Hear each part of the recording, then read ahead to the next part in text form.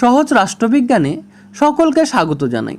আজকে আমরা জানবো হেনরি ফেওলের ব্যবস্থাপনার 14টি নীতি সম্পর্কে। তাহলে চলো ভিডিওটি শুরু করা যাক। ধ্রুপদী পরিচালন তত্ত্বের একটি উল্লেখযোগ্য নাম হলো হেনরি ফেওল।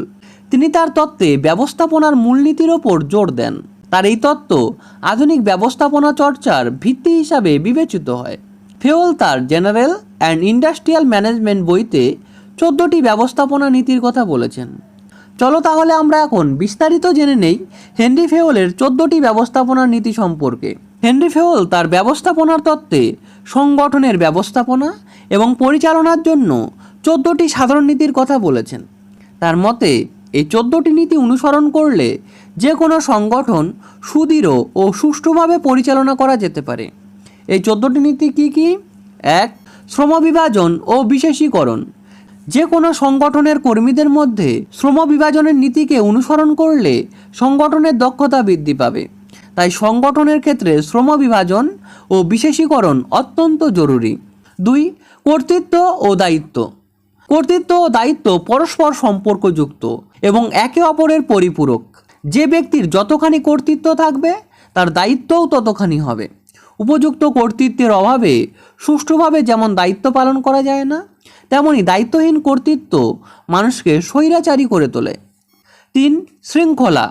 শৃঙ্খলা বলতে বোঝায় আদেশ মান্য করা, ঊর্ধ্বতন আধিকারিকদের সম্মান দেখানো, মনোযোগ সহকারে কাজ করা ইত্যাদি।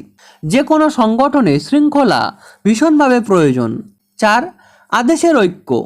এই নীতি অনুযায়ী একজন কর্মী শুধুমাত্র একজন ঊর্ধ্বতন ব্যক্তির কাছ থেকে নির্দেশ পাবেন। একজন ব্যক্তি বিভিন্ন জনের কাছ থেকে নির্দেশ পেলে কাজ করতে অসুবিধা হবে। এতে ব্যবস্থাপনায় বিশৃঙ্খলা বাড়বে এবং দক্ষতা কমবে। 5.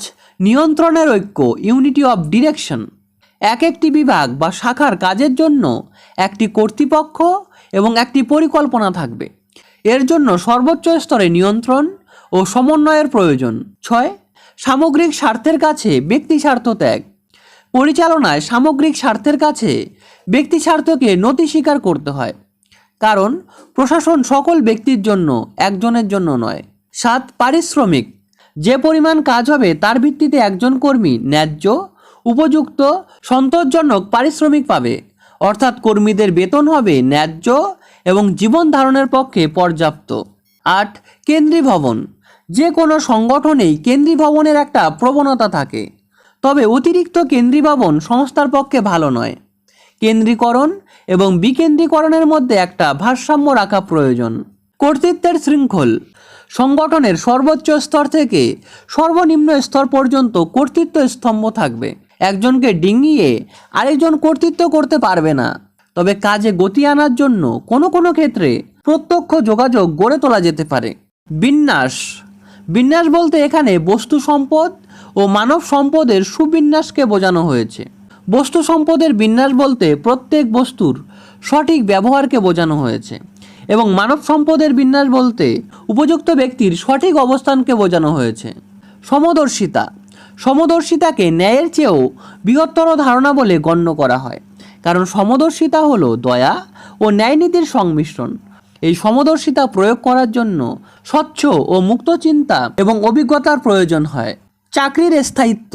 একজন কর্মী যাতে দক্ষতার সঙ্গে কাজ করতে পারে, তাই তার চাকুরির স্থায়িত্ব থাকা প্রয়োজন। উদ্যোগ।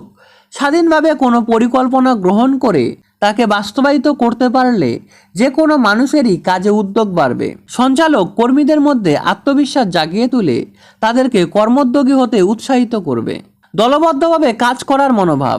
এটিকে আদেশের ঐক্যনীতির প্রসারণ হিসাবে গণ্য করা হয়। দলবদ্ধভাবে কাজ করার আকাঙ্ক্ষা সৃষ্টি করতে পারলে সাংগঠনিক দক্ষতা বৃদ্ধি পায়। ফেওল দলবদ্ধভাবে কাজ করার জন্য ভেদাভেদ নীতির অবসান এবং মৌখিকভাবে নির্দেশ জারি করার কথা বলেছেন। এবার আমরা একটু দেখে নেব ফেওলের তত্ত্বের গুরুত্ব সম্পর্কে। 1. এটি আধুনিক ব্যবস্থাপনা তত্ত্বের ভিত্তি স্থাপন করেছে। 2. নেতৃত্ব, কাজের বন্টন এবং শৃঙ্খলা রক্ষায় তার নীতিগুলি এখনও প্রাসঙ্গিক। 3. তার নীতিগুলি অনেকটাই সহজ এবং কার্যকর। চলো এবার আমরা একটু ছোট্ট করে উপসংহার দেখে নিই। প্রশাসনিক পরিচালন তত্ত্বে হেনরি ফেওল বৈপ্লবিক পরিবর্তন এনেছে।